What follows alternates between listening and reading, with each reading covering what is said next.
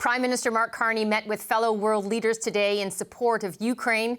The Coalition of the Willing gathered virtually and discussed yesterday's meeting in the Oval Office with U.S. President Donald Trump. Uncertainty remains about what security guarantees the U.S. is promising Ukraine. The White House press secretary confirmed Trump will not be putting American boots on the ground in Ukraine and said that accommodations are underway for a meeting between the Russian and Ukrainian presidents.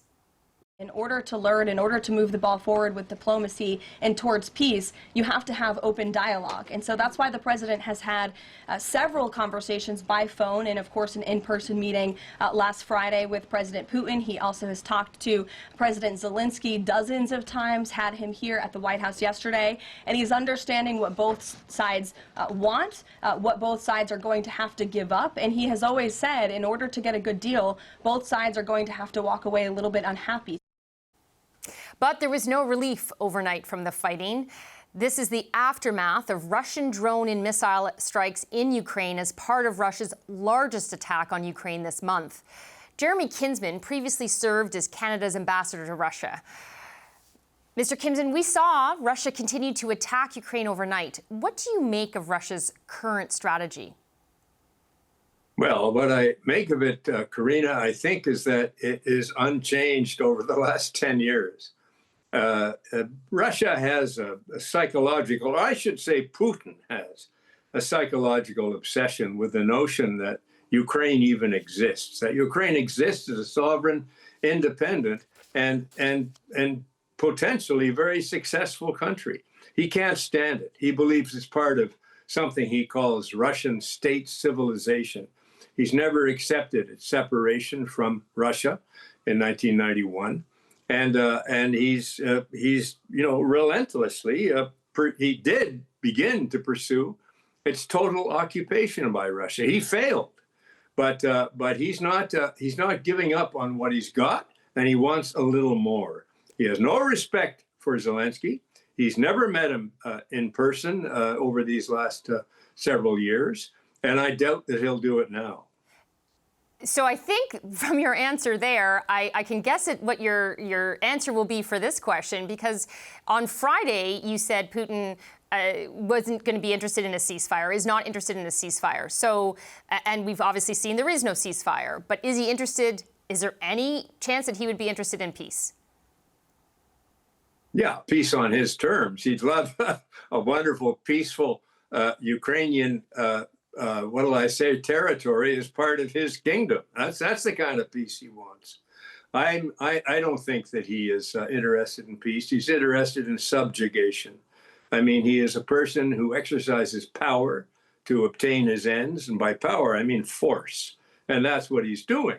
And I think it's highly naive of some of the players in this exercise, to doubt that. Trump continuously says that I know Vladimir, he's been my friend for years, and I know he's a man of peace and he will seek peace. Well, you won't find a single member of the, whatever it is today, 34 million strong Ukrainian population who would validate that thought.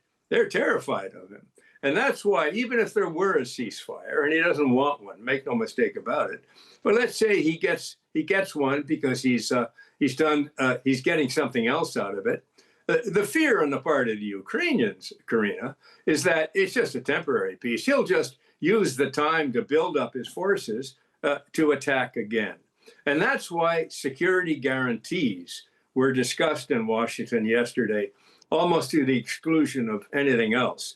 They didn't get anywhere. I mean, Trump made ambiguous statements about whether the United States was in or was not in. We heard no boots on the ground. But then we heard that possibly air support, long-range air support, missile support, intel, tech, these things, and of course military equipment. But it wasn't confirmed.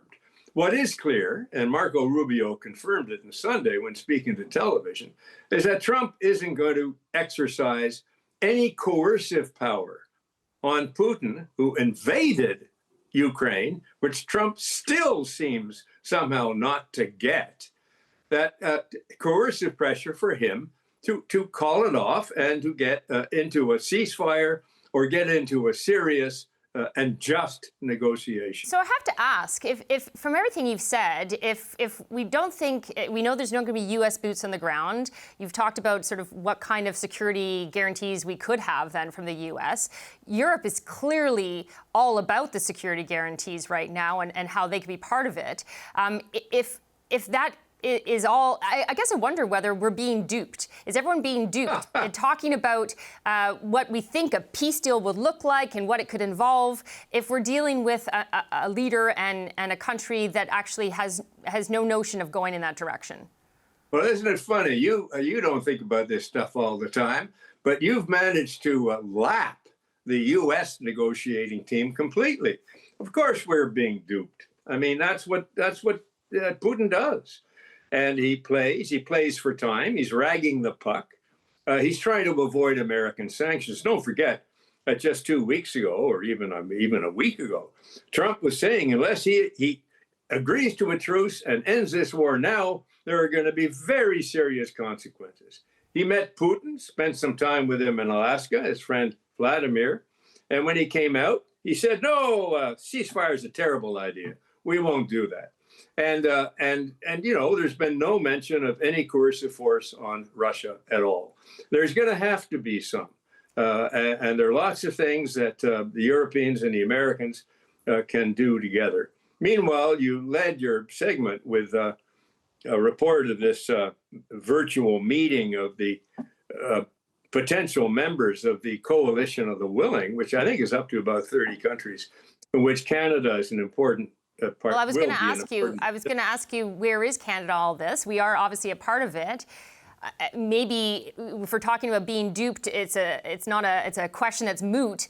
But let's say we're not being duped, and there is a peace deal at some point. What role can Canada play in getting there? And then, if there is one, what role would Canada possibly play in helping that continue? Well, you got to separate in time and in substance, Karina, two things. A ceasefire, okay? No more killing. Stop the killing. On the lines of demarcation now, no doubt. That's the first stage. Getting a peace deal, an enduring peace deal, means dealing with the issues that separate the countries. So there you're talking about borders, you're talking about recognition, you're talking about all kinds of things that I suspect are going to take years to solve. You know that Russia and Japan had a bit of a war at the end of the Second World War, and Russia snatched the Kuril Islands, which are just along the top of Japan there. And when's that? 80 years ago? They never solved it. There's still no peace. The Second World War between Japan and Russia theoretically continues. So what Canada's got to do, it's got to be part of the credible security backup for Ukraine in the event there's a ceasefire. If there's a ceasefire, they have to. We all have to help Ukraine be able credibly to resist it. Now, listen, Ukraine's got an army right now of 900,000 people. I think it's the biggest army in Europe. Certainly about 15 times bigger than Canada's. What they need, though, they need credible sort of long-range support. They need defensive systems like Patriots. They need intelligence. They need tech. They need a lot of things, and that is what Canada would be involved in.